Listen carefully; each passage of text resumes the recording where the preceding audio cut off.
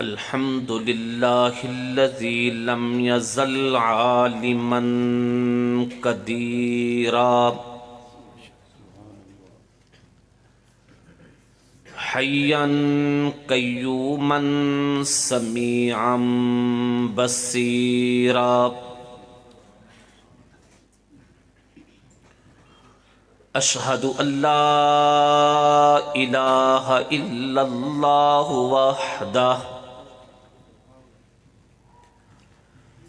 وحده لا شريك له وأكبره تكبيرا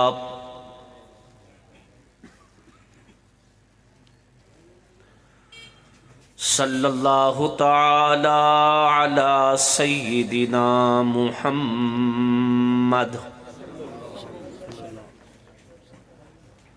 الذي أرسل إلى كافة للناس بشيرا ونذيرا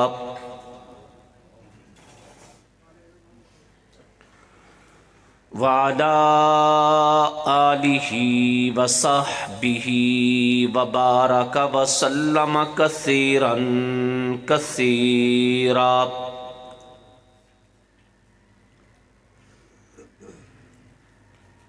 أما بعد فأعوذ بالله من الشيطان الرجيم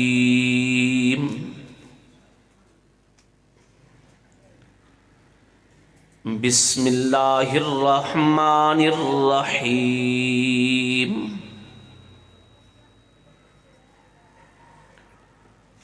قد نرى تقلبك وجهك في السماء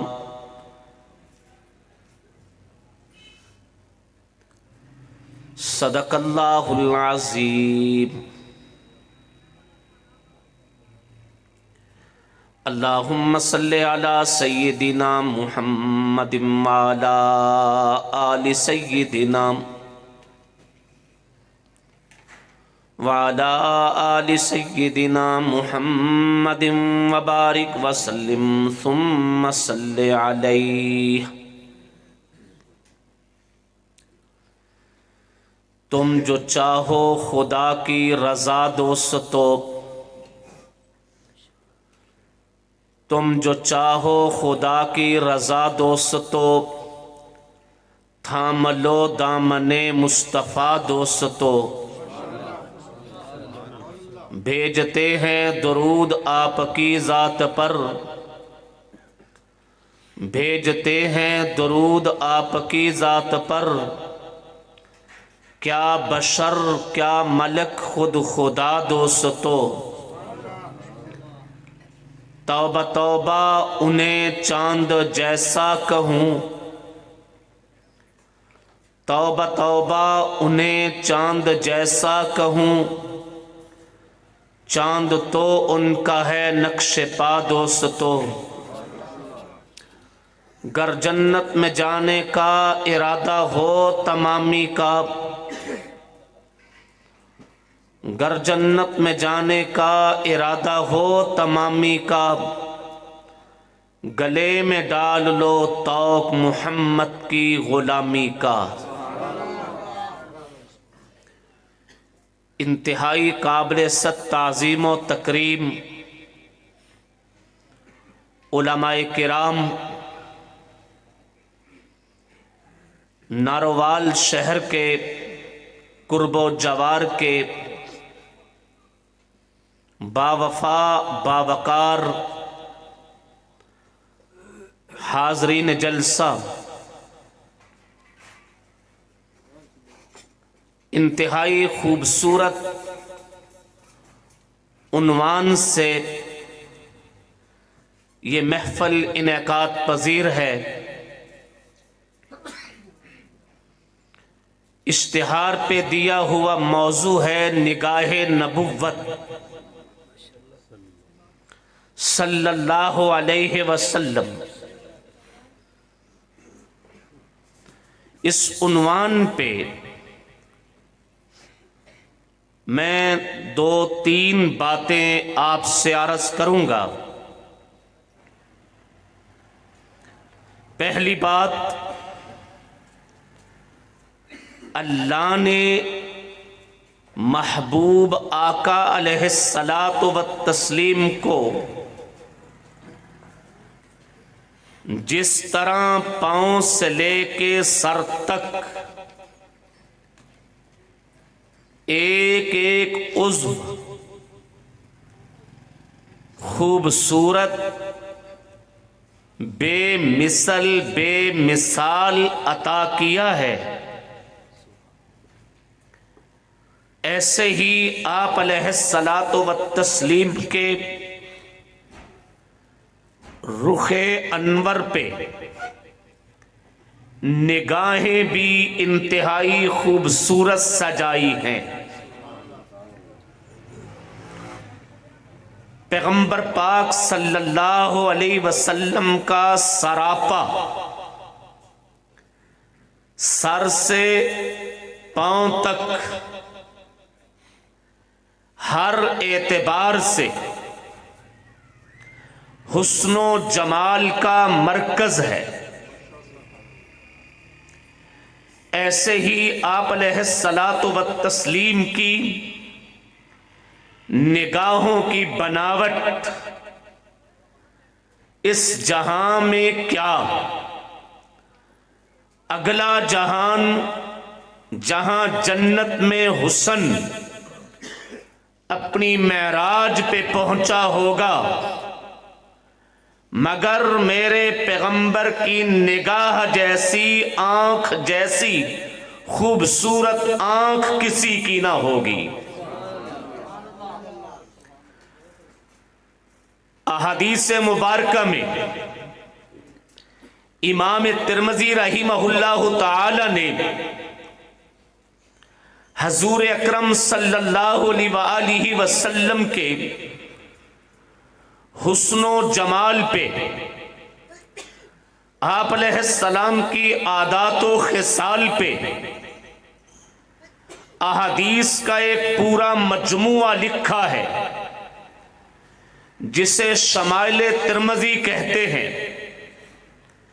شمائل ترمذی میں عنوان قائم کیا، باب فی حلیت رسول اللہ صلی اللہ علیہ وسلم۔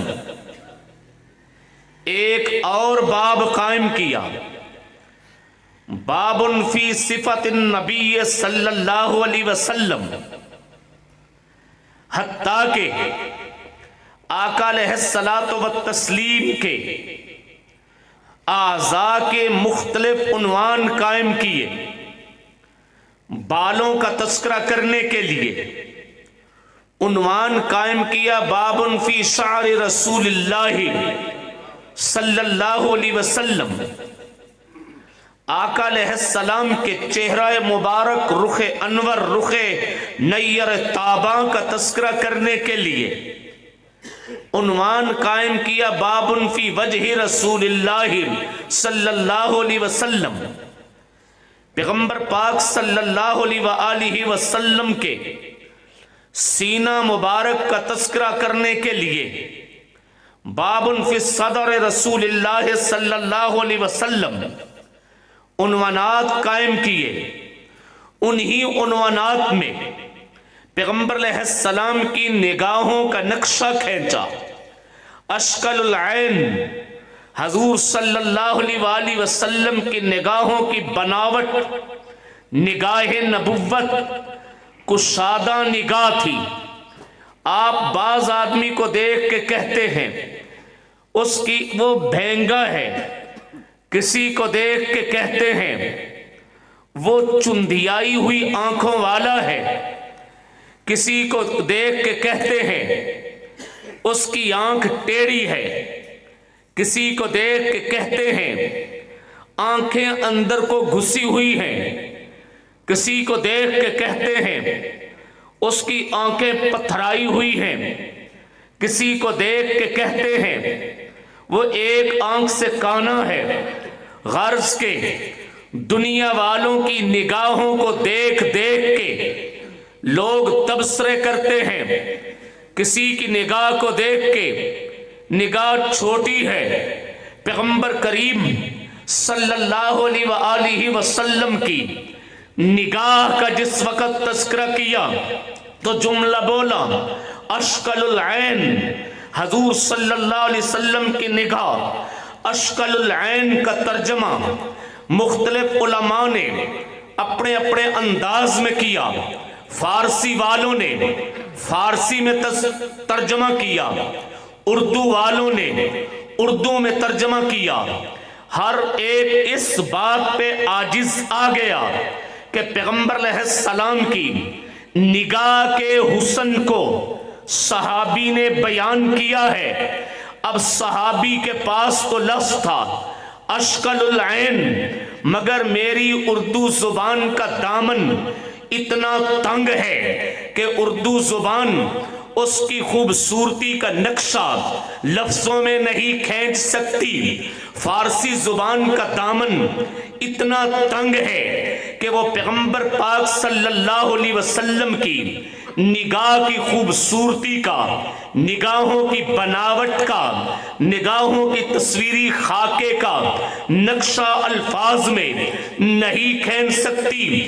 گویا کہ ہمارے پاس وہ لفظ نہیں ہے جو حسن مصطفیٰ کی محض ایک ادا نگاہ نبوت کا نقشہ کھینچ سکے۔ کہنے والے نے بس اتنا کہہ کے قلم توڑ دیا کہ حضور اکرم صلی اللہ علیہ وسلم اشکل العین کہ دیکھنے والا آپ کی نگاہوں کو دیکھ کے کہہ اٹھے 14 طبقوں میں اتنی خوبصورت آنکھ کسی کی نہیں ہے۔ تو نگاہ نبوت کا ایک پہلو تو تصویری پہلو ہے کہ آقا علیہ السلام کی نگاہ خوبصورت کتنی تھی، اور دوسرا نگاہ نبوت کا کردار ہے کہ پیغمبر کریم صلی اللہ علیہ وسلم کی نگاہ کا کردار کتنا صاف شفاف ستھرا ہے۔ دنیا میں لوگ کہتے ہیں فلاں کی آنکھ بظاہر تو خوبصورت ہے مگر اس میں حیا نہیں، کوئی کہتا ہے فلاں کی آنکھ اس میں شرم نہیں، کوئی کہتا ہے فلاں کی آنکھ اس میں حیا نہیں، کوئی کہتا ہے فلاں کی آنکھ اس میں محبت نہیں، کوئی کہتا ہے فلاں کی آنکھ وہ خونی آنکھ ہے، اس آنکھ سے خون بہتا ہے، آنکھوں میں خون نظر آتا ہے۔ نگاہ مصطفیٰ، نگاہ محمد، اس کا تو ذرا اندازہ کیجئے، اس جھلک کو دیکھیے۔ نگاہ محمد، نگاہ نبوت، نگاہ مصطفیٰ وہ ہے کہ کائنات کا سارا حیان سمٹ کر محمد کی نگاہوں میں اتر آیا صلی اللہ علیہ وآلہ وسلم۔ نگاہ نبوت میں حیا اتنی تھی کہ آپ نے وہ نگاہ جس وقت کائنات میں دوڑائی تو دنیا میں حیا کو جنم ہو گیا، دنیا کو حیا مل گئی۔ آپ کے سامنے ایک روشنی کی ٹارچ ہو، جتنی پاور اس روشنی میں ہوگی وہ پھیلائے گی تو اس کی پاور کے مطابق روشنی پھیلے گی، اندھیرا دور ہوگا۔ ان چراغوں میں جتنی طاقت ہے یہ اتنی روشنی پھیلاتے ہیں۔ سورج میں سب سے زیادہ طاقت ہے، وہ طلوع ہوتا ہے تو کچے پکے مکان تک اپنی کرنیں پہنچا دیتا ہے۔ تو نگاہ نبوت میں حیا اتنی تھی، جس وقت وہ نگاہ کائنات کی طرف متوجہ ہوئی تو جہاں بے حیائی تھی ان میں حیا آ گئی، جن میں بے شرمی تھی ان میں شرم آ گئی، جو عزتوں کے سوداگر تھے، جو عزتوں کے بیوپاری تھے، جو عزتوں کے تاجر تھے، اب وہ غیر کی بیٹی کو بھی اپنی بیٹی کہنے لگ گئے، وہ غیر کی بہن کو بھی اپنی بہن کہنے لگ گئے، وہ غیر کی اماں کو بھی اپنی اماں کہنے لگ گئے۔ کیوں؟ ان میں حیا کہاں سے آئی؟ نگاہ نبوت کی حیا نے دنیا کو حیا عطا فرما دی، دنیا کی آنکھوں میں حیا آ گئی۔ آج ایک بزرگ گلی سے گزرتا ہے، نگاہیں جھکا لیتا ہے، بابا تیری آنکھوں میں حیا کہاں سے آئی ہے؟ آج ایک عالم وہ مجمع عام میں گزرتے ہوئے سامنے خواتین آ جائیں، نگاہیں جھکا لیتا ہے، مولانا تیری آنکھوں میں حیا کہاں سے آئی ہے؟ آج کا نوجوان وہ بہن کو بہن، بیٹی کو بیٹی، رشتوں کی شناخت کر رہا ہے، کیوں؟ تیری نگاہوں میں حیا کہاں سے آ گئی ہے؟ تو جواب ملتا ہے یہ نگاہ مصطفیٰ، یہ نگاہ نبوت کی بھیک ملی ہے۔ تو میں عرض کر رہا ہوں، آج کہنے والے کہتے ہیں فلاں کی آنکھ میں کوئی پیار نہیں، کوئی شفقت نہیں، کوئی محبت نہیں، مگر پیغمبر کریم صلی اللہ علیہ وآلہ وسلم آپ کی نگاہوں میں رب نے محبت بھر دی کہ لوگ کہتے ہیں فلاں نے خشمگی نگاہوں سے دیکھا، خشمگی یعنی غصے بھری نگاہوں سے دیکھا۔ ہاں ہاں، اللہ نے محبوب آقا علیہ السلام کی نگاہوں میں پیار بھی رکھا تھا اور غصہ بھی رکھا تھا۔ حضور نبی کریم صلی اللہ علیہ وسلم نے شفقت کی نگاہ سے یتیم کو دیکھا تو یتیم کا رتبہ بلند ہو گیا۔ آپ نے محبت کی نگاہ سے والدین کو دیکھا، کنبے قبیلے کو دیکھا، بھائی بند کو دیکھا تو بھائی بند کا مقام مرتبہ بلند ہو گیا۔ کیوں؟ یہ نگاہ نبوت کی تاثیر تھی۔ نگاہ نبوت نے دنیا کو حیا دی، نگاہ نبوت نے دنیا کو ادب دیا، نگاہ نبوت نے دنیا کو علم عطا کیا۔ چلو اور بات کو آگے لے چلتے ہیں۔ نگاہ نبوت، نگاہ کا کام کیا ہے؟ اللہ نے قوتیں رکھی ہیں، کانوں کے اندر قوت سننے کی ہے، پاؤں کے اندر قوت چلنے کی ہے، ہاتھوں کے اندر قوت پکڑنے کی ہے، زبان میں قوت بولنے کی ہے، ناک میں قوت سونگھنے کی ہے۔ یہ ساری قوتیں ہیں، انہیں حواس کہا جاتا ہے۔ جی اللہ نے یہ حواس خمسہ رکھے ہیں، یہ حواس خمسہ ہیں۔ ان حواس خمسہ میں ایک حواس ہاتھ ہے کہ ہاتھوں کو قوت لمس عطا کی، ایک پاؤں ہے جنہیں قوت ماشی عطا کی، ایک کان ہے جنہیں قوت سنوائی عطا کی، قوت سما عطا کی۔ اللہ نے آنکھوں کو جو قوت دی ہے وہ قوت بصارت ہے، وہ دیکھنے کی طاقت ہے، وہ دیکھنے کی قوت ہے۔ نگاہ نبوت اس قوت میں بھی کل کائنات کی آنکھوں سے ممتاز ہے۔ نعرہ تکبیر، تاجدار ختم نبوت، نگاہ نبوت، نگاہ مصطفیٰ، نعرہ تکبیر۔ توجہ رہے گی، مجھے نہ داد کی کبھی طلب ہوئی، کبھی نہ نعروں کی طلب۔ میں چاہوں گا کہ میں جو کہنا چاہتا ہوں اختصار کے ساتھ اگلے 10 منٹ میں آپ کے دل و دماغ کی گہرائیوں تک اتار دوں۔ اللہ نے جو قوت آقا علیہ السلام کی نگاہ میں رکھی، یعنی نگاہ بصارت، دیکھنے کی طاقت، وہ بھی ممتاز ہے۔ کتنی ممتاز ہے؟ میری اور آپ کی نگاہ وہ دیکھتی ہے سامنے، کتنی دور دیکھ لے گی؟ بہت دور دیکھ سکے گی، مگر اللہ نے آقا علیہ السلام کو جو نگاہ عطا فرمائی، امام بخاری رحمت اللہ علیہ نے بخاری شریف میں، مسلم شریف میں، ابو داؤد شریف میں، حدیث کی مختلف کتابوں میں عن ابی ہریرہ رضی اللہ عنہ، حضرت ابو ہریرہ سے روایت کی ہے۔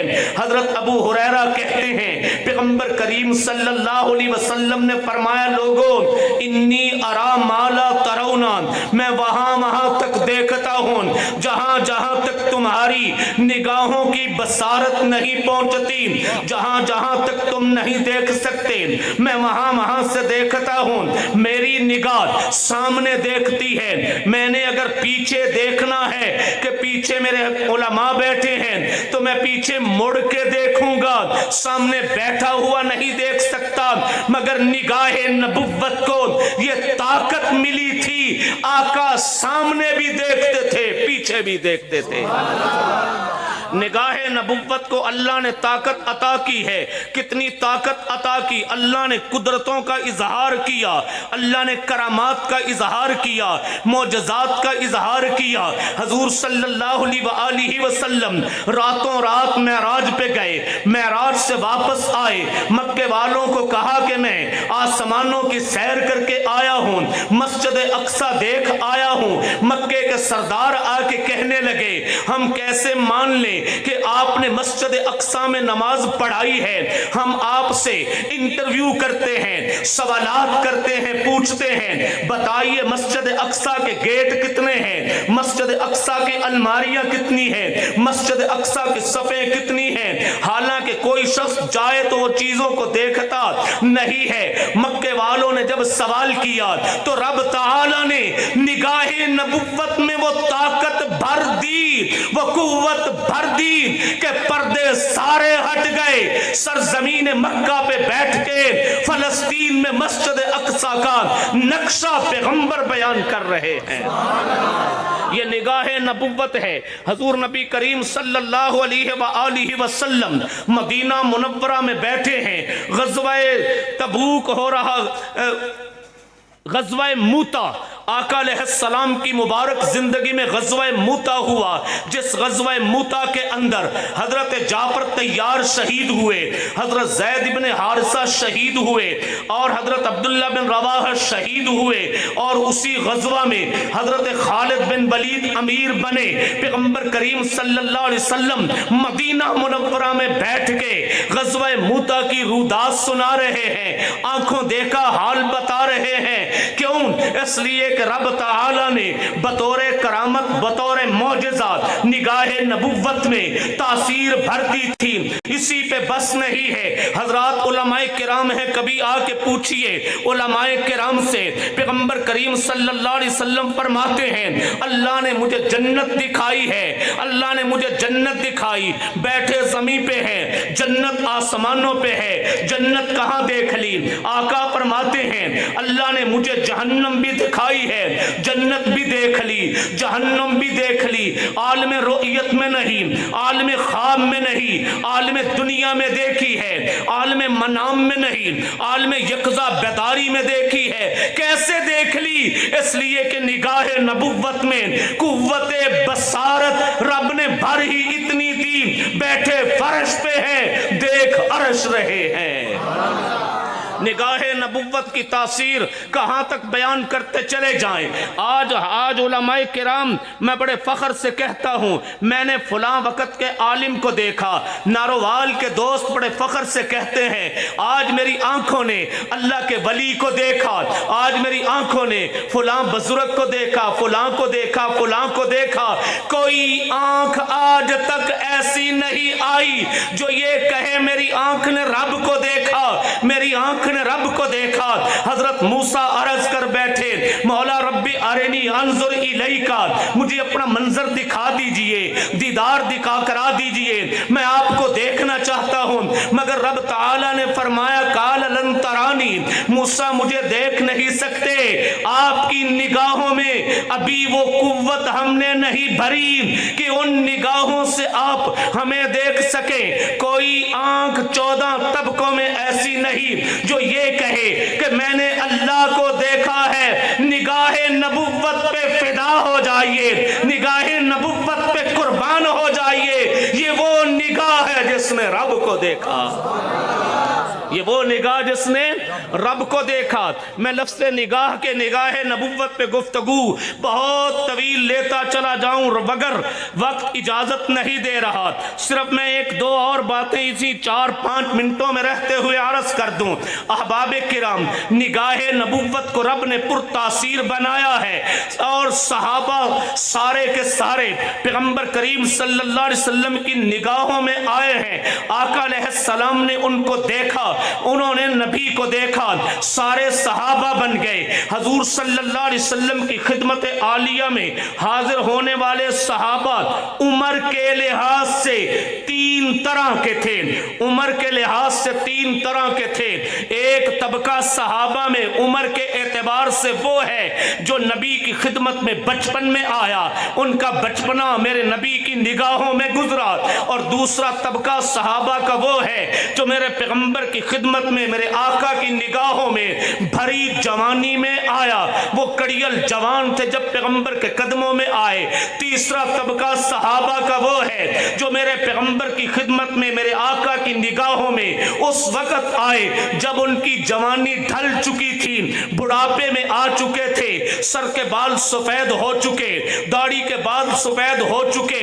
یہ ساری کثیر تعداد ہے، یہ سارے کے سارے اعلیٰ ہیں، بچپن میں آنے والے بھی اعلیٰ، جوانی میں آنے والے بھی اعلیٰ، بڑھاپے میں آنے والے بھی اعلیٰ، لیکن ناروال کے دوستوں، آنے والے وقتوں میں سب سے زیادہ فائدہ، سب سے زیادہ فیض پیغمبر کے اصحاب کا اس طبقے کا ہوا ہے جو بچپن میں پیغمبر کی خدمت میں آئے ہیں، جن کا بچپن نگاہ نبوت میں گزرا ہے، جو بڑھاپے میں آئے، خود تو بڑے کامیاب ہو گئے، بڑے عظیم ہو گئے، لیکن ان کا کمال، ان کا جمال، ان کا علم، ان کا عمل اگلی نسل میں اتنا منتقل نہیں ہو سکا۔ اور جو صحابہ جوانی میں آئے، اپنی جرأت، شجاعت، بہادری دنیا کے سامنے اسلام کے لیے، اسلام کی سربلندی کے لیے پیش کر کے جام شہادت نوش کر کے چلے گئے، مگر جو نبی کا علم امت تک پہنچا ہے، جو پیغمبر کی ادائیں امت تک پہنچی ہیں، جو پیغمبر کے جمال کے نقشے امت تک پہنچے ہیں، پیغمبر کے کمال کے نقشے امت تک پہنچے ہیں، نبی کی عبادت، نبی کی دیانت، نبی کی شرافت، نبی کی صداقت، نبی کی اخوت، نبی کی نبوت، پیغمبر کا حسب، پیغمبر کا نسب، نبی کا جمال، نبی کا کمال، پیغمبر کے انوارات، نبی کی بشارات، نبی کی فتوحات، نبی پاک صلی اللہ علیہ وسلم کی پوری زندگی کے جو نقشے آنے والی انسانیت تک پہنچے ہیں، یہ زیادہ وہ ہیں جو ان صحابہ سے پہنچے جو میرے نبی کی نگاہ میں بچپن میں آئے، بچپن میں آئے ہیں، جن کا بچپنا نگاہ نبوت میں گزرا ہے۔ میں 2-3-4 مثالیں 2-3 لفظوں میں عرض کر دوں۔ حضرت علی المرتضیٰ، ان کا بچپنا میرے نبی کی نگاہ میں گزرا ہے۔ 4 سال کی عمر تھی جس وقت حضرت علی دامن نبوت سے وابستہ ہوئے، تو حضرت علی آنے والے وقتوں میں ایسے بنے کہ میرے پیغمبر نے فرمایا انا مدینۃ العلم وعلی بابھا، کہ میں علم کا شہر ہوں اور علی اس شہر کا دروازہ ہے۔ حضرت عبداللہ بن مسعود، یہ وہ علم کا کوہ گراں ہے، یہ علم کا وہ پہاڑ ہے کہ کوفہ کے لوگ کہا کرتے تھے یار یہ نہر فرات کا پانی زیادہ ہے کہ عبداللہ بن مسعود کا علم زیادہ ہے۔ عبداللہ ابن مسعود وہ صحابی ہیں جو نگاہ نبوت میں 14 سال کی عمر میں آئے، جن کا بچپن نگاہ نبوت میں گزرا ہے۔ اور آگے چلیے، حضرت عبداللہ بن عباس، یہ نبی علیہ السلام کے وہ صحابی ہیں جو علم کے پہاڑ ہیں، جن کو نعمت ترجمان القرآن کا لقب لسان نبوت سے ملا، زبان نبوت سے ملا، کہ جن کو قرآن کا مفسر کہا گیا۔ یہ بچپنے میں نبی علیہ السلام کے گھر میں آئے، ان کا بچپنا نبی کے گھر میں گزرا، نبی کی نگاہوں میں گزرا، بچپنا نبی کی نگاہوں میں گزرا۔ حضرت عبداللہ بن عمر، یہ وہ صحابی ہیں کہ پیغمبر کریم اصحاب کے جرمٹ میں سوال کرتے ہیں، لوگوں بتاؤ وہ کون سا درخت ہے جس کی مثل انسان کے ساتھ ہے؟ تمام صحابہ خاموش ہیں، عرض کرتے ہیں اللہ و رسولہ عالم۔ پیغمبر علیہ السلام نے جب بیان کیا کہ وہ ہی النخلہ، وہ کھجور کا تنا ہے، حضرت عبداللہ بن عمر کہتے ہیں، میرے اپنے والد سے کہتے ہیں ابا جی میرے دل میں یہ بات آ گئی تھی کہ واقعی یہ کھجور کا تنا ہے۔ اتنی شان والا صحابی، ان کا بچپن نگاہ نبوت میں گزرا ہے۔ مرد تو مرد، عورتوں کی مثال لے لیجئے، اماں جی سیدہ عائشہ صدیقہ سلام اللہ علیہا کہ اسلام کا نصف حصہ آنے والی نسلوں کو اماں جی حضرت عائشہ صدیقہ کی درسگاہ سے ملا ہے۔ مسلسل 40 سال تک حضرت عائشہ صدیقہ رضی اللہ عنہا اسلام کا پیغام دنیا کو پہنچاتی رہیں۔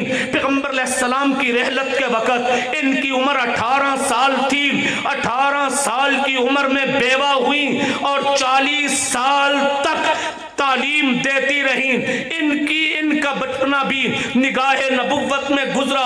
حضرت امام حسن کا بچپن نگاہ نبوت میں گزرا، حضرت امام حسین کا بچپن نگاہ نبوت میں گزرا، حضرت عبداللہ بن عمر کا بچپن نگاہ نبوت میں گزرا، حضرت زید کا بچپن نگاہ نبوت میں گزرا، حضرت انس کا بچپن نگاہ نبوت میں گزرا، حضرت سلمہ ابن اقوہ کا بچپن نگاہ نبوت میں گزرا، حضرت عمر بن سلمہ کا بچپن نگاہ نبوت میں گزرا۔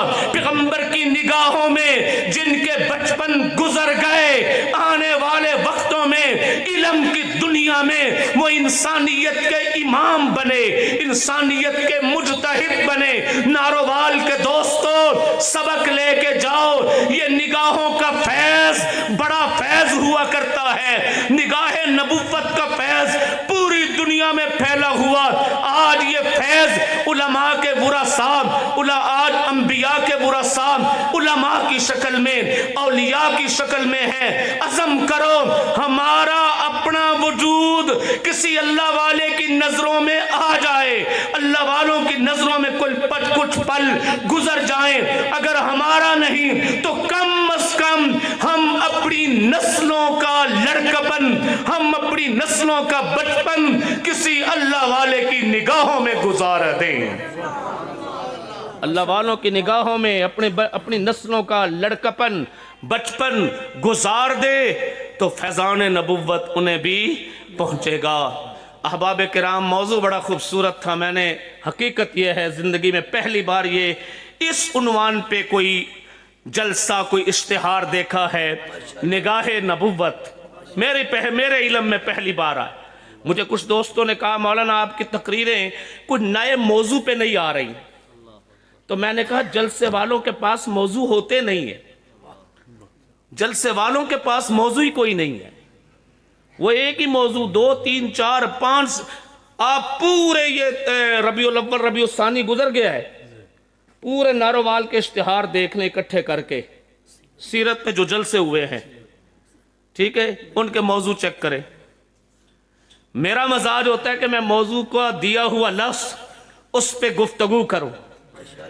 جب میرے سامعین کے پاس موضوع نہیں، ان کے پاس الفاظ نہیں، الفاظ لے کے آؤ۔ اللہ نے علم کتابوں میں رکھا، وہاں سے اللہ نے ہم جیسے طالب علموں کو بھی حصہ دیا، ہم جیسے طالب علم وہاں سے حصہ لیتے ہیں۔ میں نے جب یہ لفظ پڑھا نگاہ نبوت، وجد میں آ گیا کہ بڑا خوبصورت عنوان ہے۔ اب اس خوبصورت عنوان کو کس پہلو سے کھولوں؟ اس نگاہ نبوت کا تصویری خاکہ، نگاہ نبوت کا تاثیری خاکہ، نگاہ نبوت کی بصیرت، نگاہ نبوت کی بصارت۔ نگاہ کو نظر بھی کہتے ہیں۔ نظر جس پہ پڑتی ہے اسے منظر کہتے ہیں، نظر جس پہ پڑتی ہے اسے منظر کہتے ہیں۔ نبی کی نگاہ یہ نظر ہے، ابو بکر منظر ہے، نبی کی نگاہ نظر ہے، عمر منظر ہے، نبی کی نگاہ نظر ہے، اصحاب سارے کے سارے منظر ہیں، نبی کی نگاہ نظر ہے، مسجد نبوی کا پورا ماحول منظر ہے، وہ منظر ہے، اور منظر جب دل کو بھا جائے تو وہ نظارہ بنتا ہے۔ منظر دل کو بھا جائے تو وہ کیا؟ نظارہ بنتا ہے۔ نبی نے نظارے لیے ہیں، نظارے۔ تو حضور میں اگر اس پہلو سے لفظ نظر سے دیکھوں، قرآن کہتا ہے یا ایھا الذین آمنوا لا تقولوا راعنا، ایمان والو راعنا نہ کہا کرو، بلکہ کیا کہا کرو؟ وقولوا انظرنا، انظر، ایمان والے کہہ رہے انظر، آقا نگاہ ہماری طرف کیجئے، ہماری طرف دیکھیے۔ دیکھنے والا ناظر ہوتا ہے، ایک اور لفظ دے دوں، دیکھنے والا ناظر ہوتا ہے، اور جس کو دیکھا جا رہا ہے وہ منظور ہوتا ہے، جس کو دیکھا جا رہا وہ منظور ہوتا ہے۔ صحابہ، اہل بیت، یہ منظور نبوت ہے۔ سارے کے سارے اصحاب، سارے کے سارے اہل بیت، یہ کیا ہے؟ منظور نبوت ہے، کیونکہ نظر نبوت ان پہ پڑی ہے۔ تو عنوان نگاہ نبوت، اللہ کریم جو کچھ کہا ہے اپنی بارگاہ میں شرف قبولیت بخشے۔ اس پروگرام کے تمام منتظمین جناب مرزا یوسف صاحب، ان کے رفقا اور میرے رابطے میں مسلسل رہنے والے حافظ علی رضا صاحب، یہ اور تمام احباب اسٹیج پہ تشریف فرما، علماء کرام جتنے بھی مجھے نظر آ رہے ہیں، ماشاءاللہ بڑی محبت سے اس پروگرام کے انعقاد میں کوشاں رہے ہیں۔ اللہ پاک ان سب کی محنت کو قبول و منظور فرمائے۔ وما علینا الا البلاغ۔ الحمدللہ رب العالمین والعاقبۃ للمتقین۔